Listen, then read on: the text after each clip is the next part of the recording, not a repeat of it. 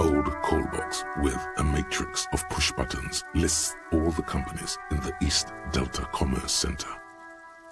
An off-key melody starts playing after you ring the doorbell. Then a woman picks up the receiver. Kuno, please stop calling here. Grown-ups don't have time for your stupid games. Please don't do that. Doorbells are not toys, and this one isn't even working properly. Please don't call us again. Thank you. A single beep indicates that the line has gone dead.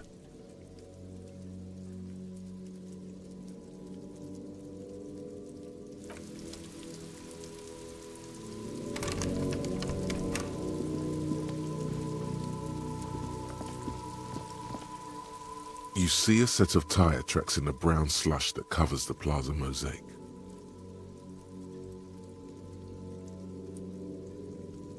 Cop habit. You look at everything. This isn't case-related, you think. Hard to say. Your vision is blurred and you're having difficulty concentrating thanks to your relentless hangover. No, these tracks are not interesting at all. Let the street sweeper just sweep them away.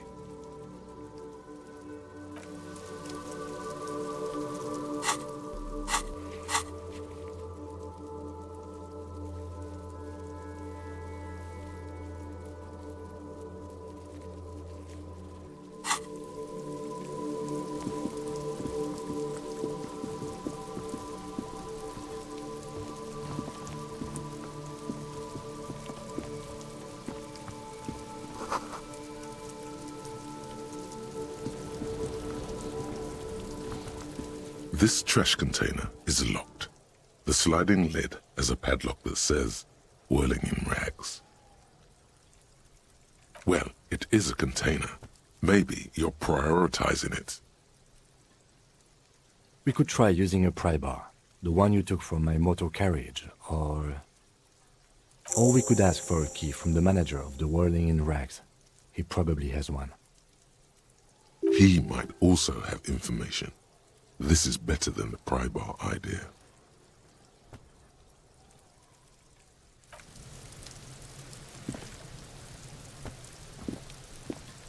Kuno, the pig's getting pretty close to me. Come to snuff my shit out, I think. Looks like it's time for me to go, Kuno. Pig's come to take me in. I'm going away for a long, long time, Kuno. Going away for life. What's going on there? Fuck are you trying to pull, pig?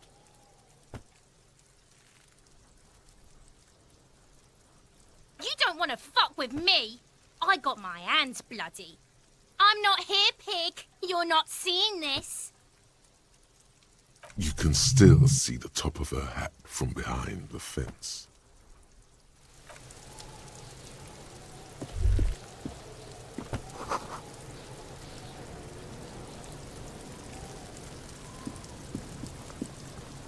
Kuno's got this. If there ever was such a thing as an ugly kid, then this is it. He's almost exquisite in his ugliness, like a gremlin. Oh yeah, nappa comfy, Kuno.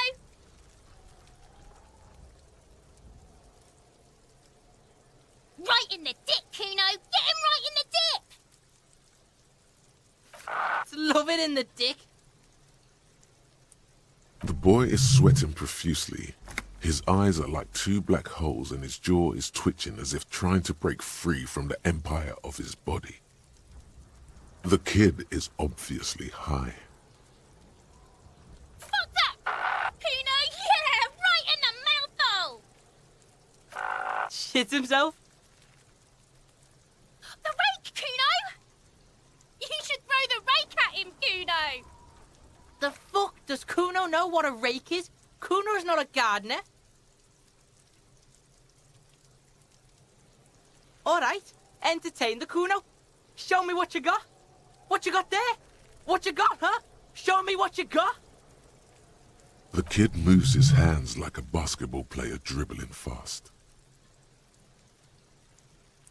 Shitload, pig. What's your question? Don't tell the pig shit, Kuno. This is where you quickly ask him questions. Real cop questions, like a cop.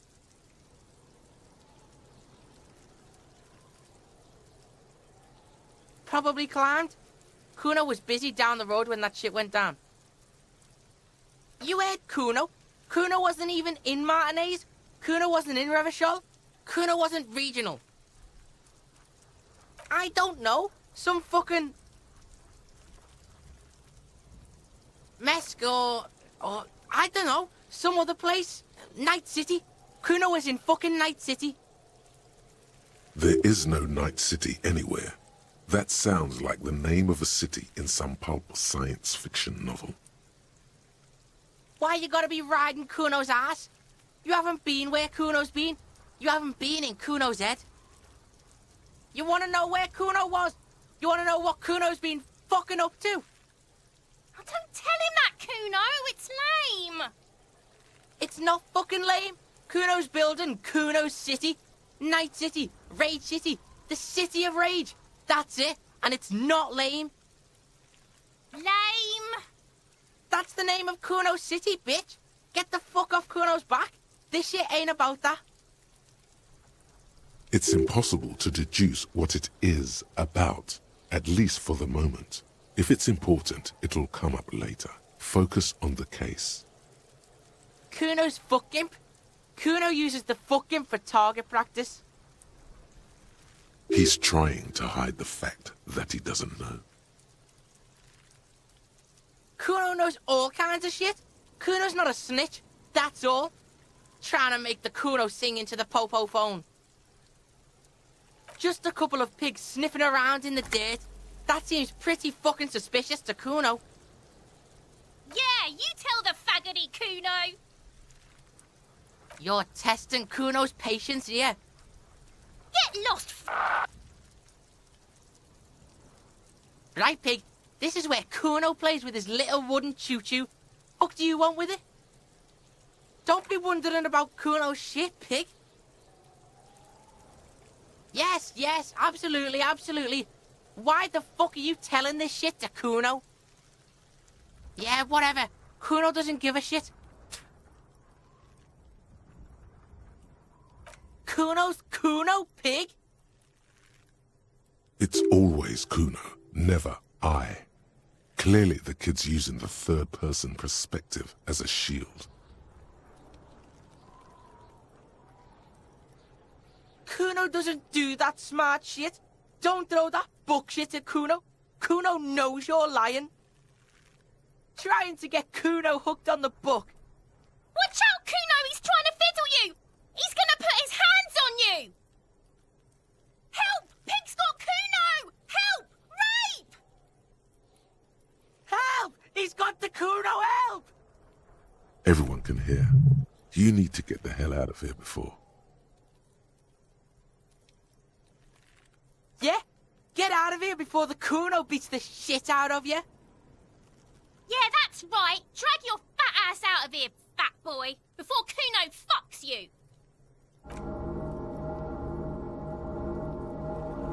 Bang!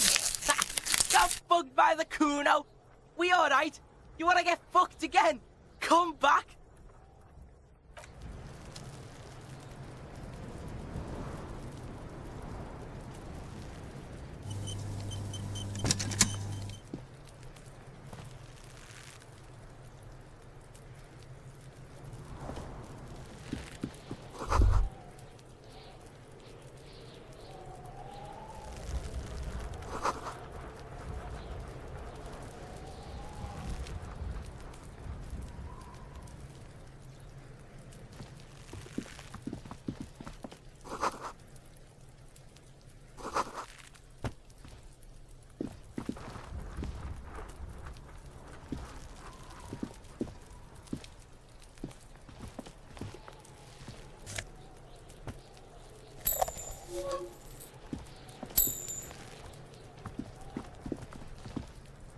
There are several footprints in the mud, left by work boots.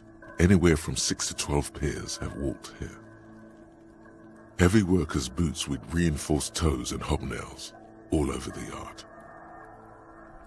Isn't this something an industrial worker would wear?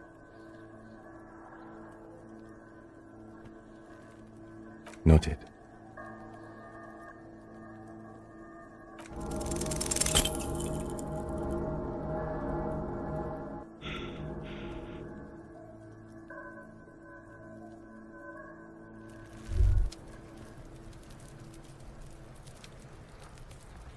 Despair creeps into you, getting fat on your weakness. Whatever noble intentions you once had as a police officer, it's eating them all up now. You're still coming up with sentences. That's a step up from total annihilation, right?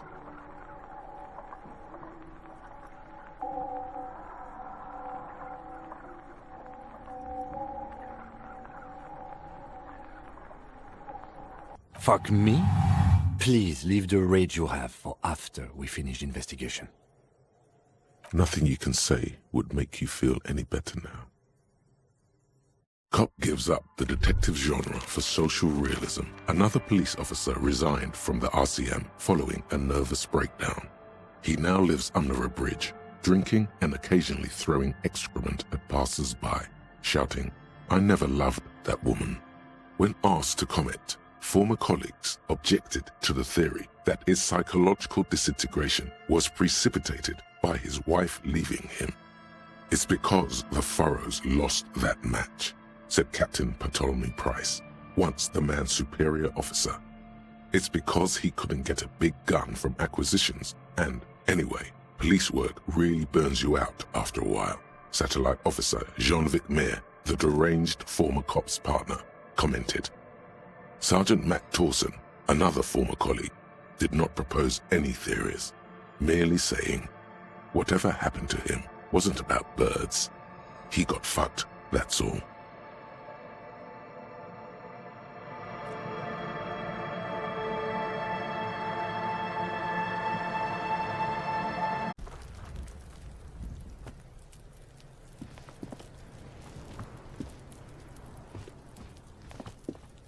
There are several footprints in the mud, left by work boots. Heavy workers' boots with reinforced toes and hobnails. All of, isn't this something an industrial worker would wear? Maybe more than 12. No, 8 pairs of boots have shuffled back and forth in the mud. 1. Standard work boot, steel reinforced toes, number 46. 2. Standard work boot, steel reinforced toes, number 44. 3. Hobnailed work boot, steel reinforced toes, number 43. 4. Standard work boot, number 45 or 46? You don't know. It's a miracle you can tell the prints apart as it is. The cold must have preserved them. 5. Another standard work boot, steel reinforced toes, number 44. 6. An aberration, light as air, even pace, same make of boot, but number 41. Impossible to tell. Could also have been an adolescent. The gait is undeveloped. You're not bad. It's as if the whole world darkens. Everything else has a thin film of unimportance on it, and the tracks burn in the middle of it, in a strange, beautiful way. 7. The glowing outline of a standard work boot, number 46, but the imprints are twice as deep as the others. The weight exceeds 200 kilograms. 8. And yet another standard work boot, number 44. There's an aberration in the pattern of the sole, however. The right sole is smoother, more worn. How many? I was pretty off then. I counted 20. I never got the hang of it. Hyperopia. Do you see anything out of the ordinary? 200? Could it be the combined weight of 2 people, one carrying the other who's tied up? Let's say a heavily built worker carrying a similarly built, soon-to-be-dead man. He might be right. 200 kilograms of living weight is unlikely. Possibly, yes. But why?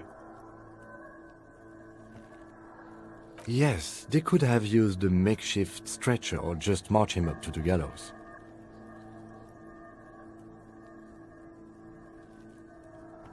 Even easier to carry on a stretcher, or between two men. Anyway, it's for future consideration. What else can you see? Interesting. Let's name it the Old Soul. Someone operating a workbench with a pedal? Like a joiner at the harbor. Or maybe a drummer? No, it's not. Forget I said it. We are not looking for a drummer. Perhaps it could be a driver. A driver would wear out their right shoe before the left. The accelerator is on the right. He doesn't seem to hear you, looking south toward the traffic jam instead. The machines are silent. The engines are all turned off. We should keep our eyes open around the traffic jam. See whether anyone strikes out as a potential suspect. Seems prudent, no? Mm-hmm. A woman or a kid?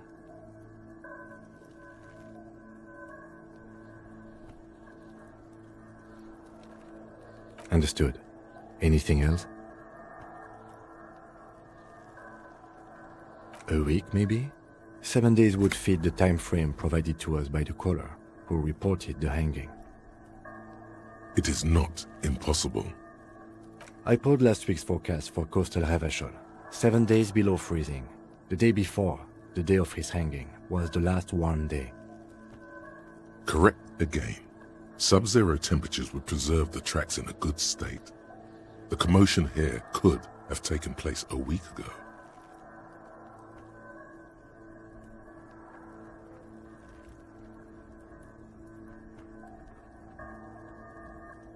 What do I think? A mob of people brought something heavy to the tree.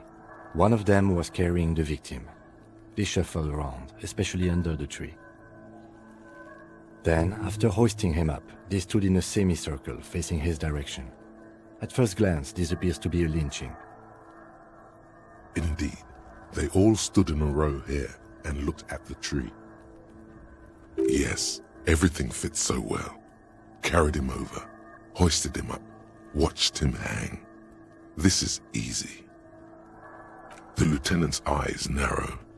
He's thinking to himself. Either way. What else?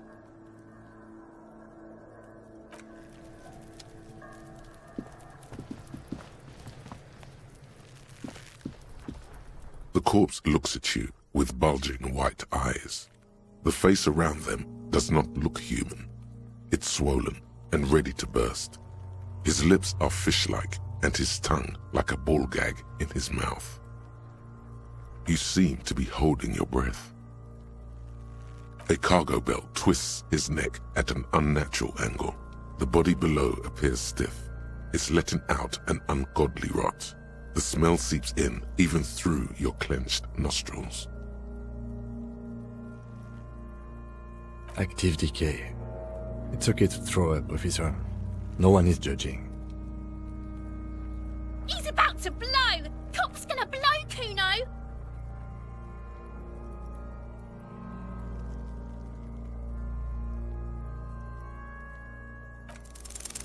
The smell is repulsive.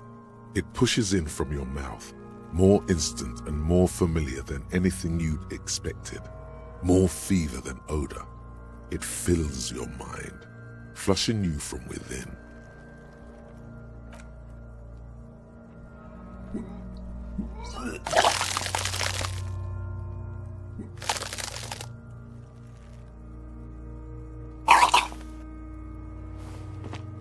Too late. It's impossible to keep in. Your body curls and pushes it out, burst by burst. Until a pool of vomit lies under your feet and your throat stings from the stomach acid. The smell of Commodore Red rises from the pool. Among it, distilled spirit and bits of shish kebab. It's okay. Happens to everyone. Keep it. The hangover is clearly making this worse for you. You could use some ammonia to clear your head.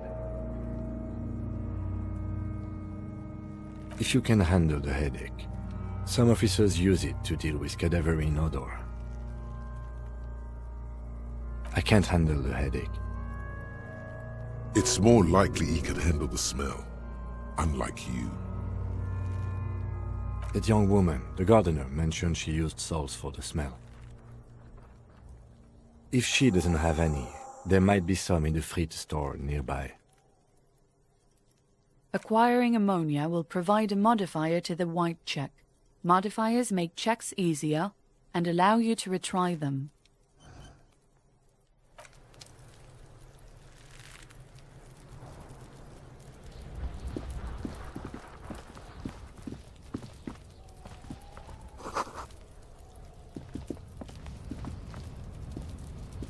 An inconspicuous pile of the roofing material, Eternite. It's nothing. Someone just left some roofing material slanted against an old shack. Glad you asked.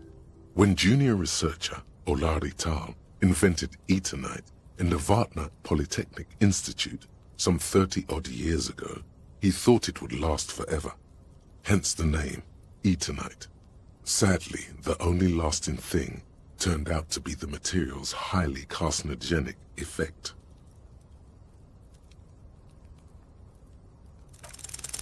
Because there's a secret door hidden behind the panels of Eternite. That's why they're too orderly. There it is. You see a shabby little door.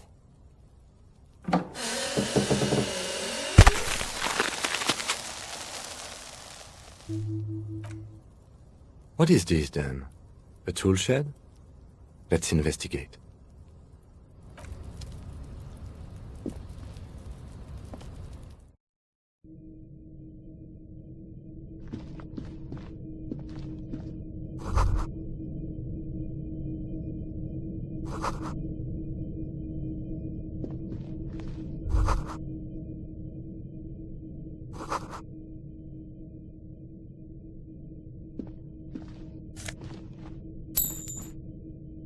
Be still, my beating heart.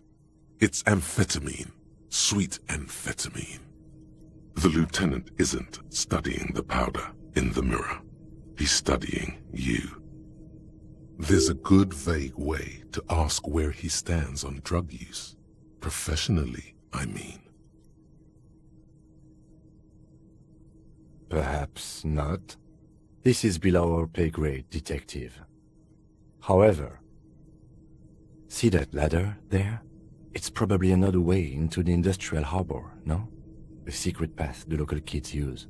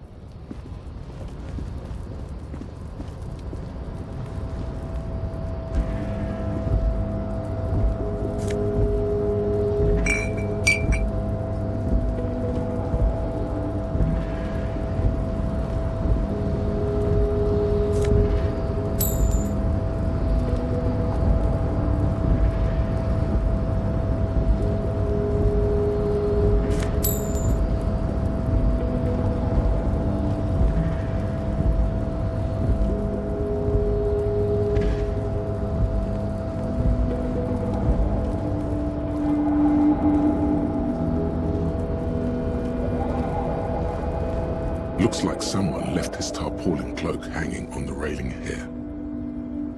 When the wind ruffles the cloak, you can most definitely see a white rectangle on its back. Yes, it's probably yours. It bears the RCM insignia, and you have a habit of being careless with your equipment. You could probably make the jump. You look like you've done some track and field in your day.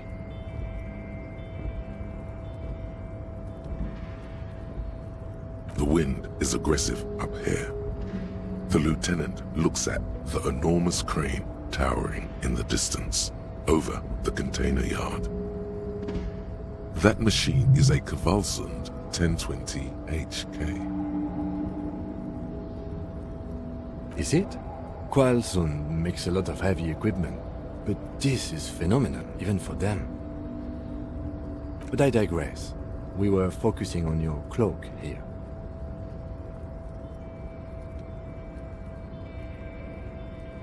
The cloak? I do think it's yours, yes. As to whether you should go for it?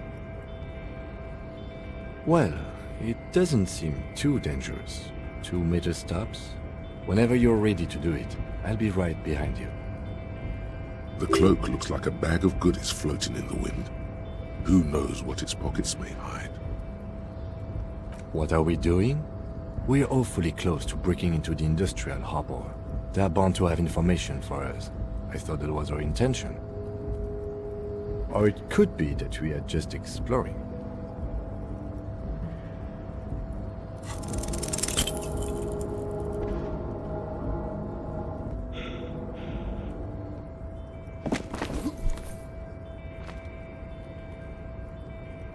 Nope, no.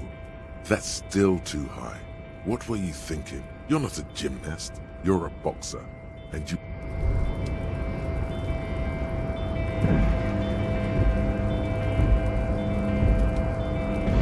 Despair creeps into you, getting fat on your weakness. You're still coming up with sentences. He watches you melt down stoically from behind the lenses of his glasses. Nothing you can say would make you feel any better now. Cop gives up the detective genre for social realism. Another police officer resigned from the RC